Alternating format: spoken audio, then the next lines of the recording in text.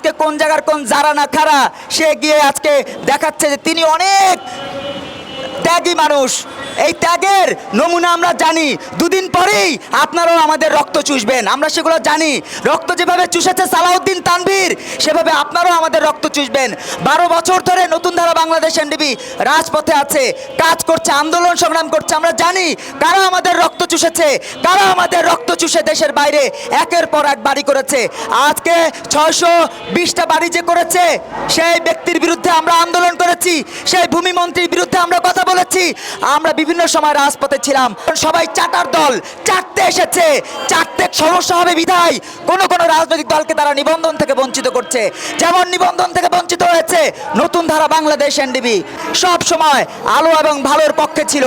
আমরা নতুন ধারার রাজনীতিকেরা আলোকিত বাংলাদেশ নির্মাণের জন্য কাজ করছি। আমরা ছাত্র যুব জনতার রাজনৈতিক মেলবন্ধন নতুন ধারা বাংলাদেশ এনডিবির পতাকা নিয়ে একের পর এক সকল অন্যায়, অপরাধ, ষড়যন্ত্রের বিরুদ্ধে কথা বলছি। আজ ষড়যন্ত্র হচ্ছে আমাদের বিরুদ্ধে, আজ ষড়যন্ত্র হচ্ছে আপনারা যারা সংবাদ যোদ্ধা তাদের বিরুদ্ধে। আজকে সংবাদ যোদ্ধাদের বিরুদ্ধে ষড়যন্ত্র হচ্ছে, তাদের বাক স্বাধীনতা কেড়ে নিতে চাইছে।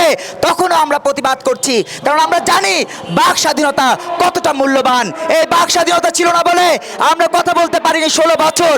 যখনই কথা বলতে গেছি তখনই গ্রেপ্তার করেছে, বিভিন্নভাবে নিপীড়ন নির্যাতনের শিকার করেছে। আজকে 2018 সালে আপনারা জানেন প্রিয় সংবাদ যোদ্ধারা, আমাকে এই মমিন মেহেদীকে গুম করেছিল। আমরা তারপরও চুপ করে থাকিনি। আমরা আন্দোলন সংগ্রামের মধ্য দিয়ে সকল অন্যায়, অপরাধ, দুর্নীতির বিরুদ্ধে কথা বলছি। আজকে এই যে আমাদের দিদি, তিনি তার বুকে প্রস্তাব দেয়া বেকারত্ব কমাতে, শিক্ষিত দক্ষ তারুণ্য নির্মাণে রাষ্ট্রীয় উদ্যোগ গ্রহণ করো। গত 16 বছর এবং গত 13 মাস আপনারা কি কোনো উদ্যোগ নিতে দেখেছেন? কোনো বেকারত্ব দূর করার জন্য কোনো উদ্যোগ নিয়েছে? কেউ উদ্যোগ নেয়নি। কারণ আজকে মনির জামানের বুকে রয়েছে রাজনৈতিক শিষ্টাচার প্রতিষ্ঠায় রাষ্ট্রীয়ভাবে পলিটিক্যাল স্কুল করো। আরে ভাই, আপনারা যদি ডিম মারা সংস্কৃতি তৈরি করেন, সেখান থেকে মুক্তি নিতে হবে না?